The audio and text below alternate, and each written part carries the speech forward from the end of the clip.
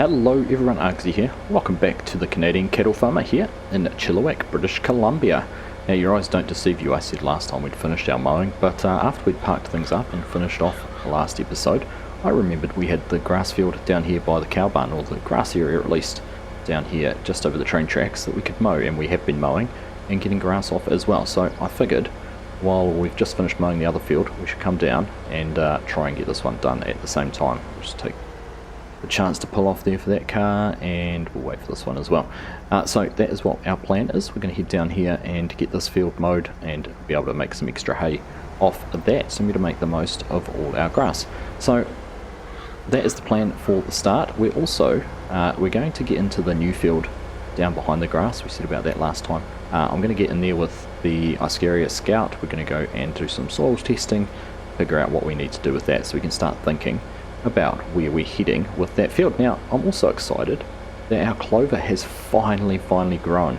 Now I know that Chumpy Farmer made some adjustments to the map with one of the more recent updates, which changed the way that clover grew, and it was more in a line with grass and how grass grows. So it does mean, if you get down here really close, you can see those little leaves of clover. So we're starting to get that growing, and hopefully we'll get some nice clover hay or something like that off this field in the future. So that is part of the reason I'm kind of reluctant to sell these two cow barns where we've put the clover in. So that is nice to have. But anyhow, we're just going to jump straight back in here. We're going to get on with some mowing, get this field done. Then we're going to be able to leave the grass to just settle for a little bit.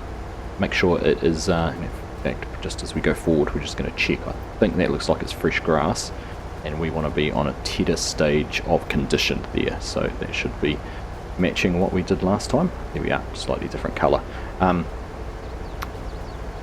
Lost my train of thought there. Yeah, so we're going to go and get that field sorted out with the Argsy Scout, go and figure out what we need to do with it, because we may need to run some lime or do something like that, and that will be a good fill-in job while we are waiting for our grass to dry out before we can ted it and everything like that. So anyhow, we're into it. We're just going to jump into a quick little time lapse, get this little piece done, and then we'll be back over to the yard. So we'll see you over there.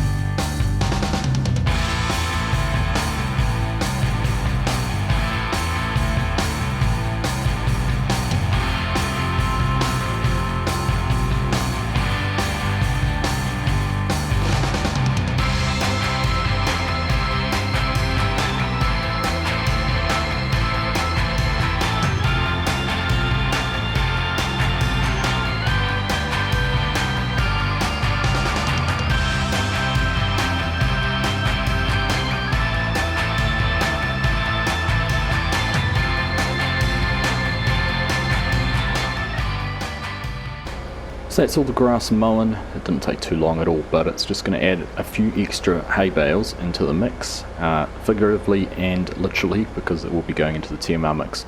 But that is good to get that all done. Now we'll just quickly park up here. We will jump out, give everything a good clean down, because this should be the mowing all finished for this season, as we are heading into autumn, probably our last cut. We'll see. Be nice to be able to get a second one, but we've already taken two off the grass, and I really don't think we're going to get another chance before winter creeps in and we start to get that typically cold, drab Canadian winter. I don't want to say drab, I haven't experienced it, so speaking a little bit out of turn there, but it certainly does get cold and it certainly does get snowy, and things don't like growing in those conditions too much. So we will see how we end up, but I do expect this will be our last cut, so we'll get this put away anyhow. And then we'll move on, go and grab a tractor and go and grab the Scout and go and do some soils testing. Well, the 4440 was the most convenient tractor. It was parked right here, so we'll just get that hooked up there to the Scout, and that should be good to go down and run across there and do the soil sampling. So we'll head on down. We have to drive through the field obviously to get there. That's no drama. It's been mowing, so we won't really be damaging anything. We'll straddle a windrow and head on down and go and get this new field down the back all sampled up. I'm expecting it is going to need some probably some lime put on it to get the pH levels balanced, and obviously it will need some fertilizer at some stage, but my intention is once we've got some more slurry there in the big slurry pit, that we will spread some slurry here on this grass once we've got this all picked up and off it, and we can carry on and go through into the other field.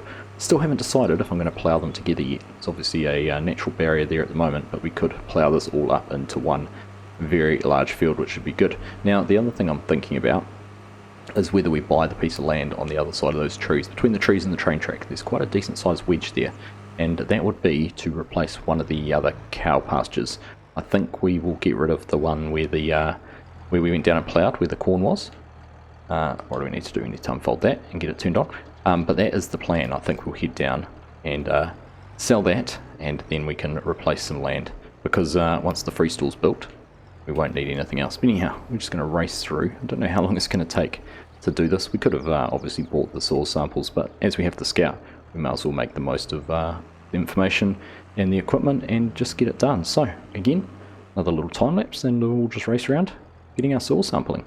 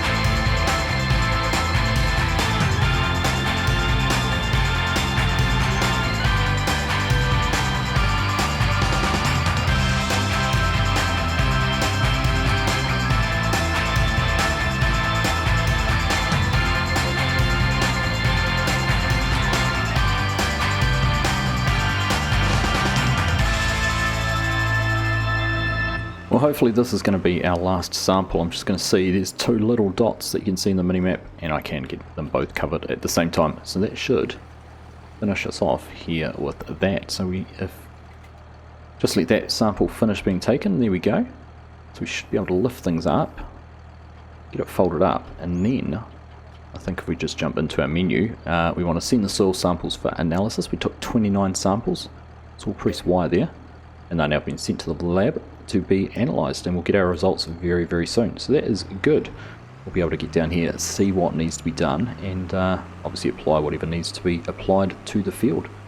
Like I said, I'm expecting we're going to have to put some lime on it, so we might go and get the spreader out, get it all topped up and get it ready to go, so that when the information comes in and we know what rate we're applying at, we'll be all ready to head down here into the field.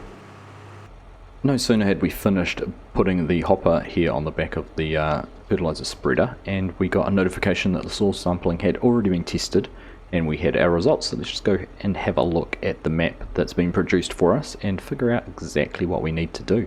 So there you go, you can see field 149 down here, current environmental score of 72. So obviously we're looking to build that. It's nice to see these two fields over here both sitting at 99, which means we're going to get the best yield possible out of those. But just having a look here, we've got a good mix of some silty clay, a little bit of loam, and then some sandy loam there. And if I remember correctly, I think it's sandy loam is probably our best yield. So it's not a bad field, a bit too much silty clay for my liking, but we've got a lot of that when you look across the farm in general. Big band of it going through the middle. So we'll take that field's sort of half and half. But more importantly, having a look at our pH levels, sitting around, well, around not too bad actually. Around the 6.5, 6.256, 5.75. They're not too bad, but we do want to get it up here nearer the 7.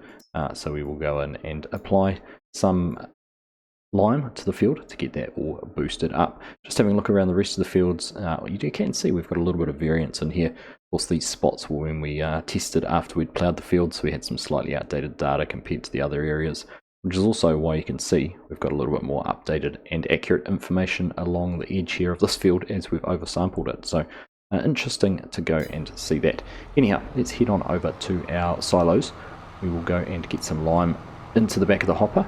Make sure we get our axles nice and wide so we don't have any of those issues with over tipping that I seem to have with this spreader, and we'll head on down and get the lime applied. I expect we should just about be able to do that whole field with one load, but we'll wait and see what happens. Anyhow, if I recall correctly, this is our lime here in the first one. Just be able to pull in under there, and we are getting some lime into that. That is perfect. So we'll get topped up and head on down to the field. So here we are down at the field, and I think we're all ready to just get things turned on and start running. Now we have oversprayed a little bit into the grass field. That's alright, that'll disappear over time, but otherwise that is all going pretty well. We can see we've got our target application rate there and what our current rate is and how much nitrogen is having to be applied, how much lime is having to be applied to get that boosted right up there. So we're just going to race through getting this done again. It is not going to take us very long at all. Looking like we should have enough lime to do it in just the one load as well. What have we used? We used 15% to get to here, but we've covered a decent width of the field, and in fact if we just bring the mini-map up, we should be able to see down there that is turning a nice shade of green across the areas we've already covered. So we're just going to jump into this, race around very, very quickly in another little time lapse, and get this field all finished off.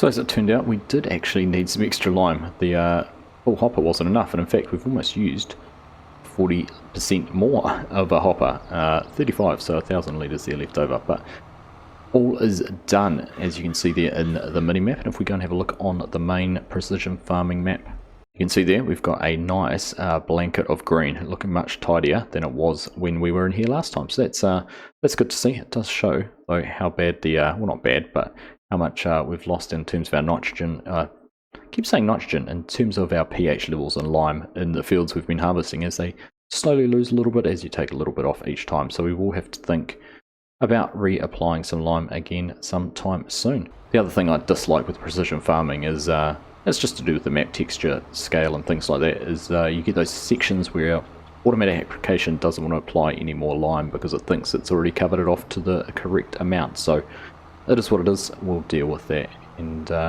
worry about that later. Anyhow, let's go and get this all parked up, and we'll figure out what we're going to tackle next.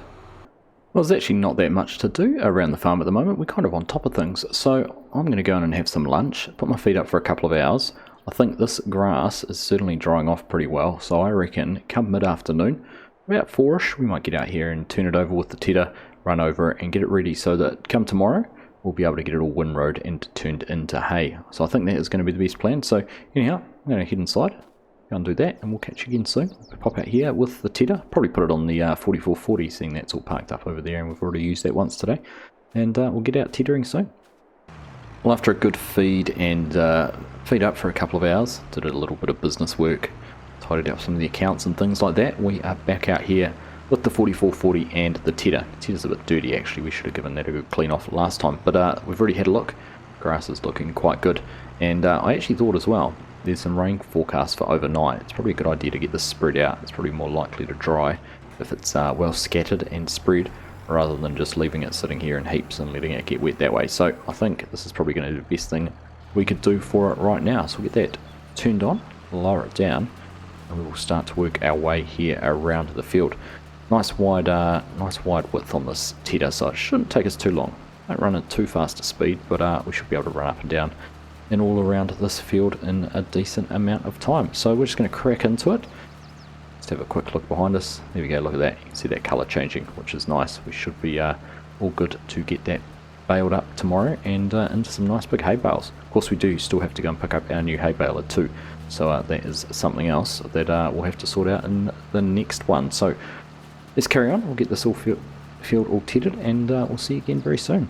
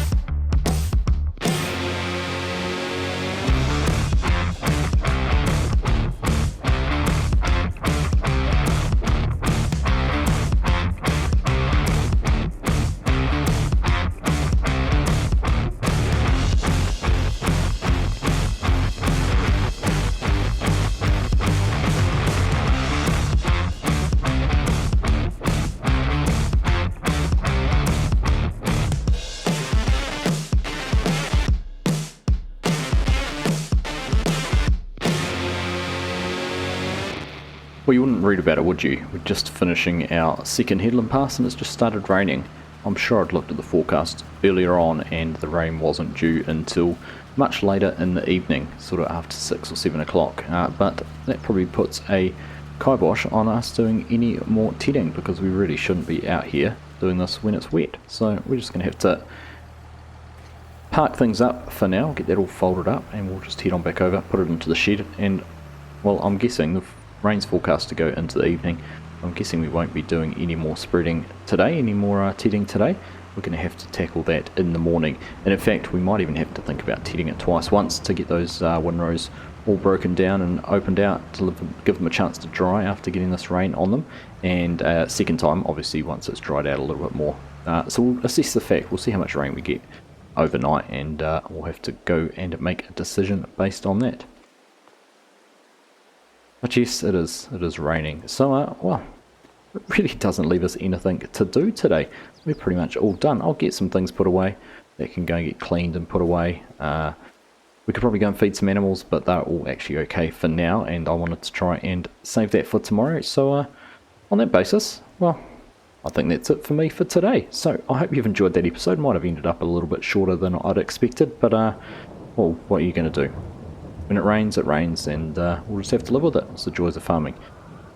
So tune in next time. We'll definitely be tedding. I'm hoping to get some windrowing done, and hopefully we will be. I'll just jump here over the silage.